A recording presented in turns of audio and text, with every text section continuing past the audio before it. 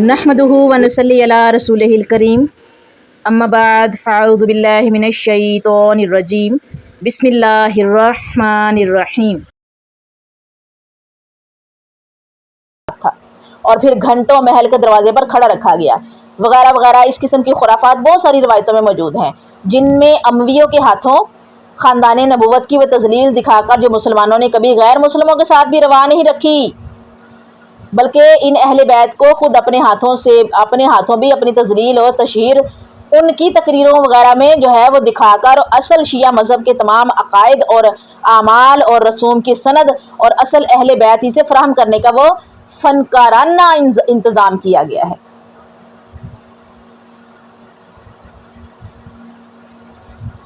انہیں داد چاہیے، داد ملے گی تو پیسہ آئے گا نا، اس لیے اپنے پاس سے جوڑ جوڑ کے جو ہے وہ کسے بڑھائے گئے اور بڑے کیے گئے ہیں۔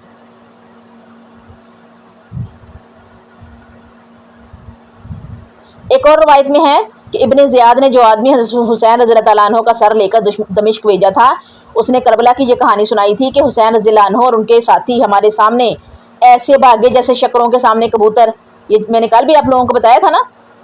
اور یہ روایت پڑھی تھی، حتیٰ کہ ذرا سی دیر میں ان کا کام کر دیا گیا۔ اس میں آگے مزید یہ الفاظ بھی تھے، پس اب وہاں ان کے جسم ہیں، بے لباس کپڑے ہیں، خون آلود چہرے، خاک آلود ہیں۔ وہی روایت اس کے بعد بتاتی ہے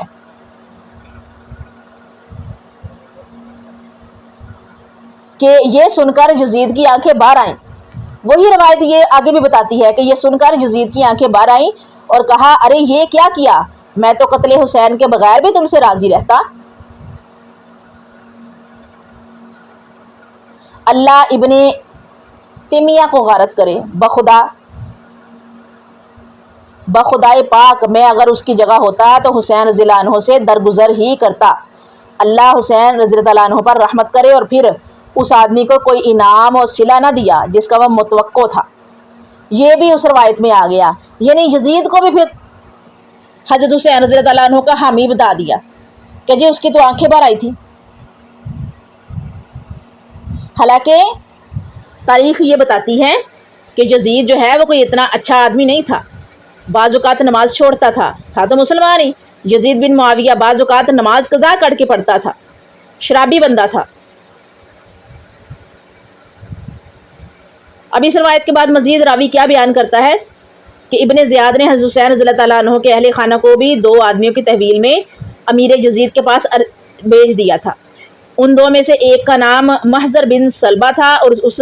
محضر نے محل کے دروازے پر آگے آواز لگائی۔ یہ محضر بن سلبہ ہے جو ایسوں کو معاذ اللہ لے کر آیا ہے۔ اب یزید نے اس کے جواب میں کیا کہا، روایت کیا بتاتی ہے کہ محضر کی ماں نے اس سے زیادہ برا اور اس سے زیادہ لعین نہیں جنا۔ یزید کا جواب ہے،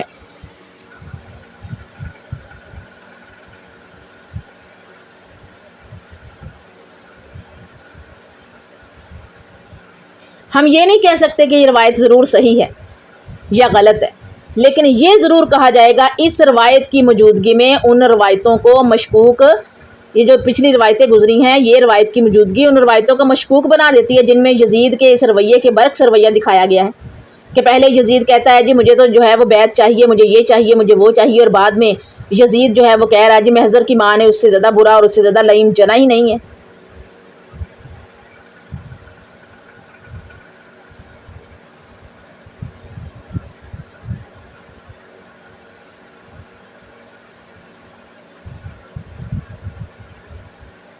اب اور بھی بڑے قصے کہانیاں جو ہیں وہ اس حوالے سے موجود ہیں۔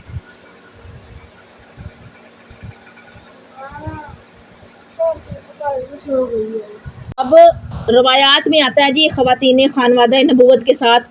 صاحبزادہ علی بن حسین حضرت زین العابدین کے ساتھ جو ہے وہ سخت غلامی کی روایتیں جو ہے وہ طبری میں بھی آتی ہیں، دوسری کتابوں میں بھی آتی ہیں۔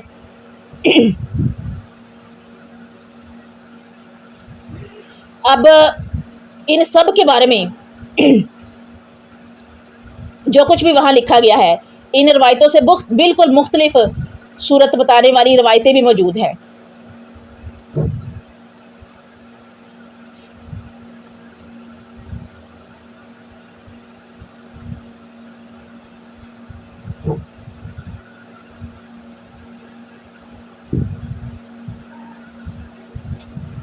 کربلا کا حادثہ، کربلا کا حادثہ وَكَانَ أَمْرُ اللَّهِ قَدْرًا مَقْدُورًا، ایک نوشتہ تقدیر تھا جو پورا ہوا۔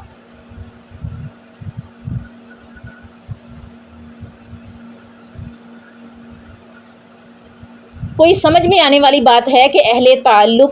اور اہل محبت، جن میں وقت کے بزرگ ترین اکابرین کہتے ہیں نا، موجودہ وقت کے جیسے اکابرین ابھی ہیں، اس وقت بھی تھے، اہل علم و دین بھی ہیں۔ موجودہ وقت کے جو بزرگ تھے، اکابرین، علم دین، ٹھیک ہے، اہل علم، ان سب نے ایک زبان ہو کر سمجھایا کہ عراق کو نہ جائیے۔ عراق جو ہے وہ غداروں اور دھوکہ بازوں کی سرزمین ہے، صبح شام بدل جانے والوں کی سرزمین ہے، اور ان آزمائے ہوئے نابکاروں کی سرزمین ہے جنہوں نے آپ کے والد ماجد کو رلایا اور آپ کے بھائی کو کبھی نہ بھلایا جانے والا تجربہ کرایا، مگر یہ ساری چیزیں دھری رہ گئی۔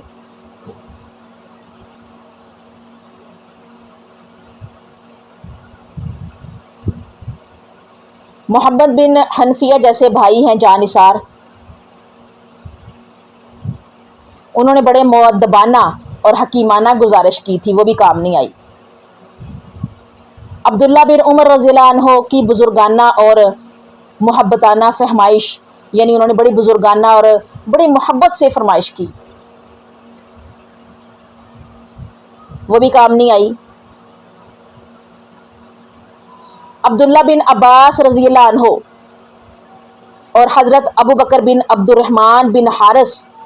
کا ہر پہلو سے سمجھانا، اور حضرت عبداللہ بن متی کا واسطے دینا، حضرت ابو سعید خدری رضی اللہ عنہ، حضرت واصلہ بن واقد، حضرت مصور بن مخرمہ اور حضرت جابر بن عبداللہ کا اپنے اپنے انداز سے فہمائش کرنا، سمجھانا، فیصلہ بدلوانے کی کوشش کرنا، کبھی محبت سے، کبھی پیار سے، کبھی منت کر کے، حتیٰ کہ وہ آخر میں حضرت عبداللہ بن جعفر کا بیچ میں آخری زور لگا دینا بھی اسی طرح بیکار گیا جیسے کمان سے نکلے تیر کو واپس لانے کی کوشش جو ہے بے سود ہوا کرتی ہے۔ یہ تمام حسین کے صحابہ، یہ تمام مشہور شخصیات، کوئی بزرگ تو کوئی حکمت والا، علم والا، سب نے اپنے اپنے طور پہ سمجھایا، یہاں تک کہ اپنوں نے بھی، ساتھیوں نے بھی۔ اور پھر جب وقت آتا ہے کہ آپ حضرت حسین رضی اللہ عنہ سفر کے آخری مرحلے میں اس مہم سے دستکشی کا فیصلہ فرما لیتے ہیں، جس مہم کے لیے سفر اختیار فرمایا گیا تھا، تو قضائے الہی یہاں بھی آڑے آ جاتی ہے۔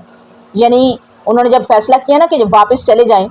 تو یہاں بھی قضائے الہی آڑے آ جاتی ہے، اور عبید اللہ بن زیاد، جس کو بظاہر بڑی خوشی کے ساتھ آپ کی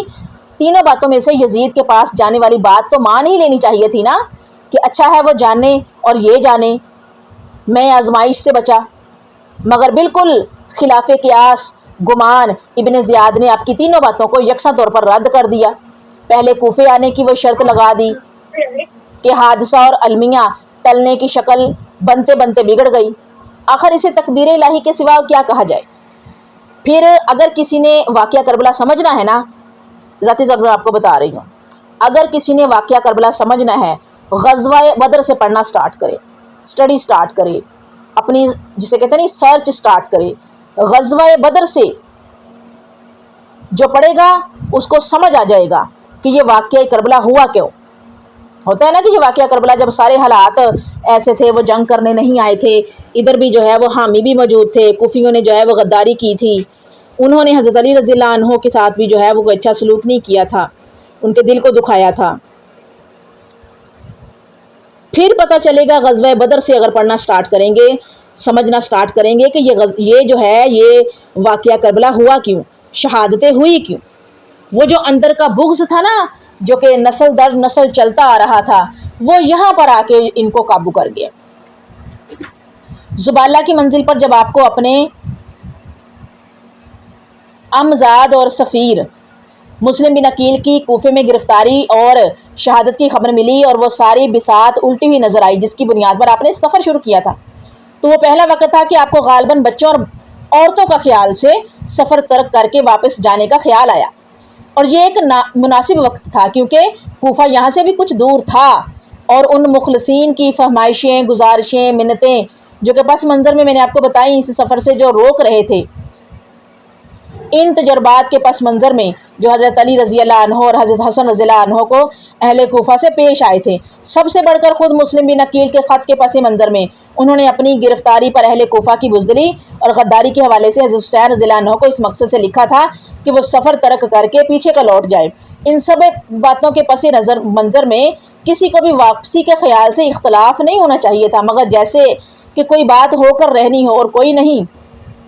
خود برادران مسلم بن عقیل آڑے آ گئے تھے کہ نہیں، اب پیچھے نہیں لوٹا جا سکتا، ہم اپنے بھائی کا بدلہ لیں گے، اپنی جان بھی دے دیں گے. ظاہر بات ہے کہ اس صورتحال میں حضرت حسین رضی اللہ عنہ کے لیے ممکن نہ تھا کہ وہ واپسی پر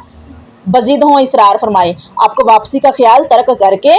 معاملہ اللہ پر چھوڑ دینا پڑا اور گویا پھر تقدیر کا ہاتھ بیچ میں آ گیا. اور پھر جب قادسیہ کے مقام پر پہنچ کر مرحلہ وہ آ گیا کہ حالات کی خبروں کی بجائے جو ہے وہ حالات کی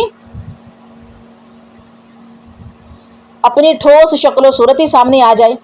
اور اس مرحلے پر برادران مسلم بھی غالباً اپنے جذبات کے عالم سے نکل آئے. تب واپسی کے خیال پر عمل کرنا تو ممکن تھا ہی نہیں، رہا ہی نہیں، مگر آپ نے کوفے کی سمت سے بہرحال ہٹ جانے کے لیے ایک غیر معمولی فیصلہ فرمایا. یہ فیصلہ تھا کہ یزید کے پاس دمشق چلے جانے کا. بلا شبہ یہ ایک غیر معمولی فیصلہ تھا، یہ ایک انقلاب لا سکتا تھا. روایات میں صراحت ہے کہ آپ نے یہ فیصلہ یزید کے ہاتھ میں اپنا ہاتھ دینے کے لیے کیا تھا، اور صراحت نہ بھی ہو تب بھی جن حالات میں آپ یزید کے پاس جا رہے تھے ان حالات میں آپ کے وہاں جانے کے اور کوئی دوسرے معنی نہیں ہوتے. پس ابن زیاد کو خوشی سے یہ بات قبول کرنی تھی کہ آپ یزید کے پاس تشریف لے جائیں. حضرت حسین رضی اللہ عنہ اور از خود یزید کے پاس جانے کا ارادہ فرما رہے ہیں.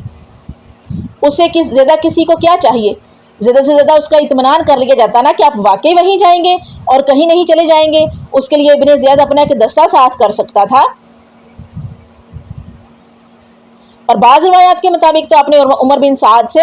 فرمایا ہی یہی تھا کہ اگر دوسری بات منظور نہیں ہے تو تم مجھے یزید کے پاس بھیج دو.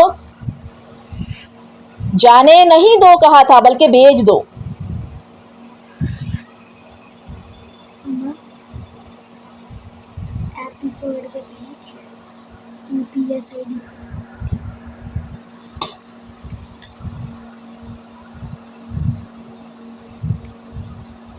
اب اس تقدیر کا راز اور اس کی حکمت کیا ہو سکتی ہے؟ میں نے پہلے کہا نا کہ اگر آپ نے یہ سمجھنا ہے نا کہ یہ واقعہ ہوا ہی کیوں ہے تو جنگ بدر سے آپ کو اس کو پڑھنا پڑے گا، اس کو سمجھنا پڑے گا. پھر آپ کو سمجھ آئے گی یہ ابن زیاد کا اور شمر کا رولا کہ انہوں نے جو ہے وہ کیوں یزید تک حضرت حسین رضی اللہ عنہ کو پہنچنے نہیں دیا. حسین رضی اللہ تعالیٰ عنہ اور اہل بیت کا قتل بلا شبہ مظلومانہ قتل ہے. ان کے حق میں شہادت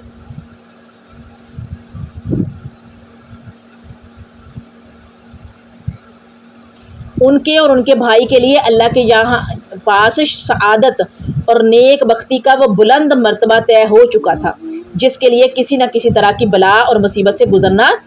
ضروری تھا، موجود تھا، لازم تھا. مگر ان دونوں کو اپنے دوسرے اہل بیت کی طرح سے اس کے مواقع اس لیے حاصل نہ ہو سکے تھے کہ ان کی زندگی اسلام اور عزت و عافیت کی گود میں ہی بسر ہوئی تھی. ایک بھائی کی وفات زہر سے ہوئی، زہر دے دیا گیا تھا، اور دوسرے کی شہادت، دوسرے کی کو قتل کیا گیا تاکہ اس مصیبت کے صلے میں وہ شہداء کا عیش اور منزلت پا سکے، اونچی منزلت۔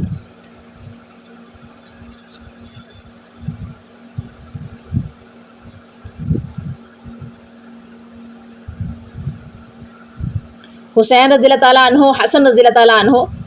جنت کے نوجوانوں کے سردار،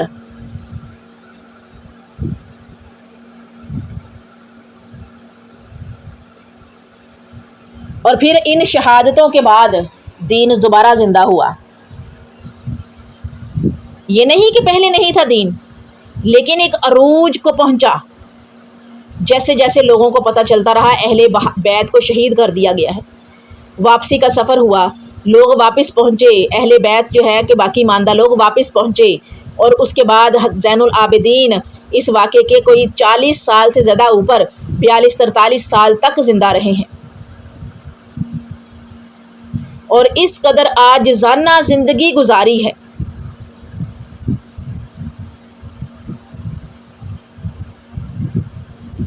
کہ پوچھے مت۔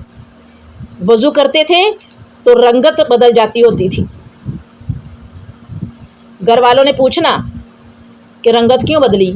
کیا ہوا، تو کہتے پتہ نہیں کس کے دربار میں حاضر ہونے جا رہا ہوں، بلاوا آیا ہے، حاضری دینی ہے، دربار کس کا ہے، بارگاہ میں پیش ہونے جا رہا ہوں، وہ بارگاہ کس کی ہے۔ رنگ بدل جاتا ہوتا تھا خوف سے، ڈر سے۔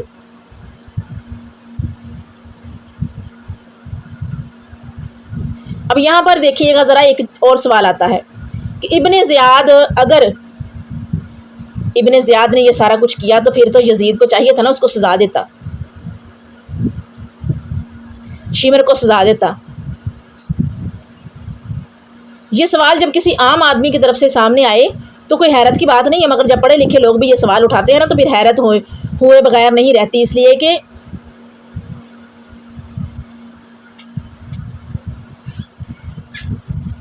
نارضامندی اور سزا دہی کا کوئی ایسا لازمی تعلق نہیں ہے کہ ایک حاکم نے اپنے ماتحت کسی بات کو ناپسند کیا ہو تو وہ اسے سزا بھی ضرور دے۔ بہت مرتبہ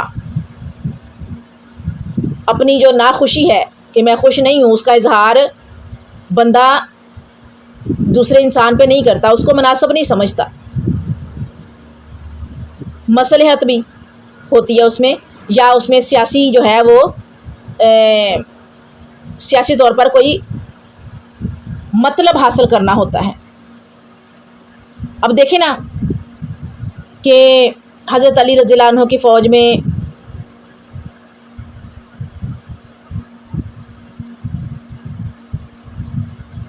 ایک مثال ہے کہ اس کی کیسی قابل لحاظ مثال ہمارے سامنے موجود ہے کہ حضرت علی رضی اللہ عنہ کی فوج میں بلکہ ان کے نہایت خاص جو منظور نظر ہیں ان میں بھی وہ لوگ شامل تھے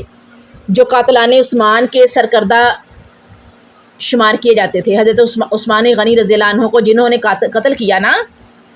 تو وہ حضرت علی کی فوج میں وہ لوگ شامل تھے،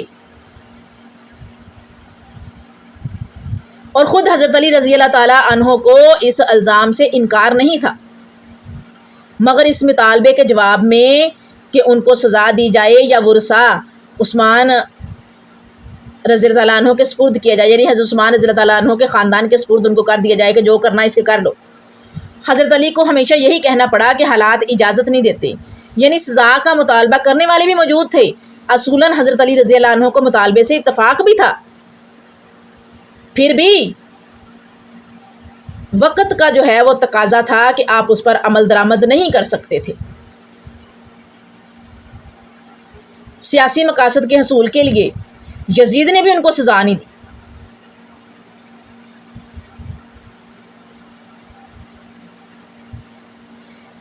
یہ ابن زیاد وہی ہے نا جس نے یزید کے ہاتھ سے نکلتے ہوئے عراق کو نہ صرف روک لیا تھا بلکہ جو طوفان وہاں یزید کے خلاف تیار ہو رہا تھا اس کا رخ اس نے تمام تر حضرت حسین رضی اللہ عنہ کے خلاف موڑ کر دکھایا۔ یزید کے لیے کیسے ممکن تھا کہ اس کا سر قلم کرنے کے بارے میں سوچے یا بات بھی کرے، اور وہ بھی ایسی حالت میں کہ کوئی مطالبہ کسی طرف سے ایسا نہیں ہے، کسی نے بھی نہیں کہا کہ یزید کو یا ابن زیاد کو یا شمر کو جو ہے وہ قتل کر دو، مار دو، گردنیں اڑا دو. اس کو تو اپنا مفاد نظر آ رہا تھا. عراق جو اس کے ہاتھ سے نکل رہا تھا، اس کی حکومت جو ہے وہ وہاں پر بے اثر ہو رہی تھی. اور یہ ابن زیاد ہی تھا جس نے تمام تر مخالفتوں کا منہ جو ہے وہ حضرت حسین کے خلاف موڑ دیا تھا.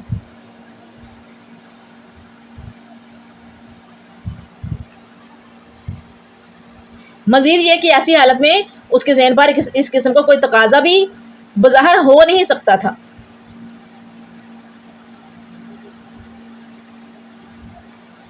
اگر اسے واقعے سے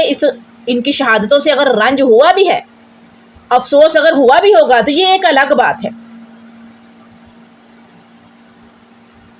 اب یزید اور حضرت حسین رضی اللہ تعالیٰ عنہ کے تعلقات کی جو تاریخ تھی نا، یزید کے والد کے زمانے سے چلی آ رہی تھی، حضرت امیر معاویہ رضی اللہ عنہ کے زمانے سے چلی آ رہی تھی.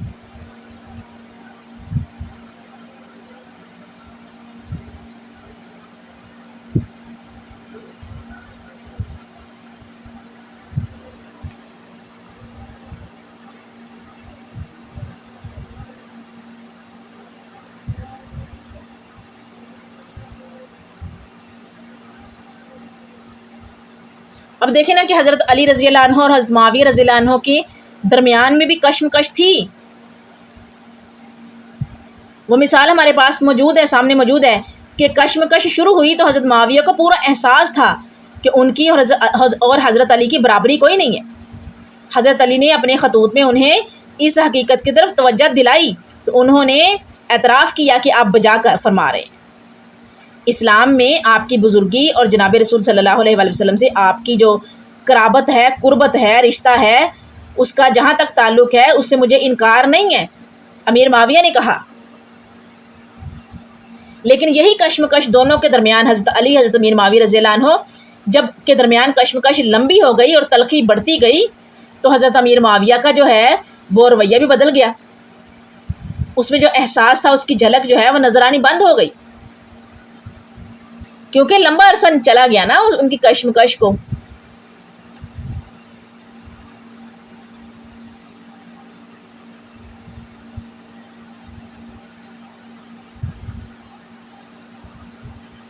یزید نے شمر ابن زیاد یا کسی کو بھی کوئی سزا نہیں دی، سر قلم نہیں کیے، ان کو جو ہے وہ ختم نہیں کروایا، ان کو قتل نہیں کروایا، کچھ بھی نہیں. ہمیں چاہیے کہ جو مستند روایات ہیں یا جو تاریخ ہمیں صحیح والا بتاتی ہے، ایسی روایات کہ جن میں جو ہے وہ دو رائے، اس کے بارے میں جو ہے وہ کوئی بھی غلط چیز اس میں شامل نہ ہو، ایسی روایات کی روشنی میں ہم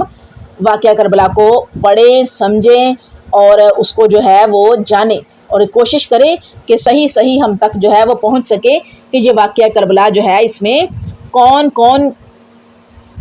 خلاف جو ہے وہ چلا ہے اور کس وجہ سے، اور شہادتیں ہوئی کیسے ہیں، اور اس میں کس سے کہانیاں جو شامل کی گئی ہیں وہ شامل نہ ہونے دیں، نہ کریں، نہ پڑھیں، نہ آگے ڈیلیور کریں. انشاءاللہ تعالی کل ہم جو ہے وہ بغیر روایات، یعنی کہ روایات تو ہیں لیکن ایک تسلسل کے ساتھ شروع سے اینڈ تک تسلسل کے ساتھ ہم واقعہ کربلا کو پڑھیں گے، سمجھنے کی کوشش کریں گے. یہ جو ہم نے ڈسکشن کی اور روایات کو پڑھا، ایک یہ روایت یہ کہتی ہے، وہ روایت یہ کہتی ہے، ابن تیمیہ یہ کہتے ہیں، طبری یہ کہتی ہے، حمید بن مسلم یہ کہتے ہیں، ٹھیک ہے. اور یہ ساری چیزیں جو ہے نا ہم نے ڈسکشن میں جو ہے اس کو شامل کیا اور ہم نے سمجھنے کی کوشش کی کہ روایات ہمیں کیا کیا قصے کہانیاں کراتی رہی ہیں اور کراتے آ رہے ہیں، اور اب بھی جو ہیں وہ جو بولے والے لوگ ہیں ان کو ان کی جو ہے وہ کہانیاں سنا کے دلی طور پر، دماغی طور پر جو ہے وہ مفلوج کر کے رلایا دلایا جاتا ہے، ان کی جیبیں خالی کی جاتی ہیں پیسوں کے لیے. اور پھر یہ کہ لوگوں تک غلط جو انفارمیشن ہے وہ پہنچائی جاتی ہے. تو یہ چیزیں جو ہے نا ان کو جاننے کے لیے، سمجھنے کے لیے روایات بھی ہم نے کھولی اور کوشش کی کہ ہم اس کو جو ہے وہ مکمل طور پر سمجھیں اور جو صحیح والی چیز ہے اس کو اس میں سے جو ہے وہ نکالیں. تو انشاءاللہ کل ہم اس جو ہے نا وہ واقعہ کربلا کو ڈیٹیل میں جو ہم نے 3-4 دنوں میں جو ہے وہ اس پہ سمجھنے کی کوشش کی ہے، اس ڈیٹیل کے بغیر تسلسل کے ساتھ اس کو ہم پڑھیں گے، اس کو سمجھیں گے۔ جزاکم اللہ خیرہ۔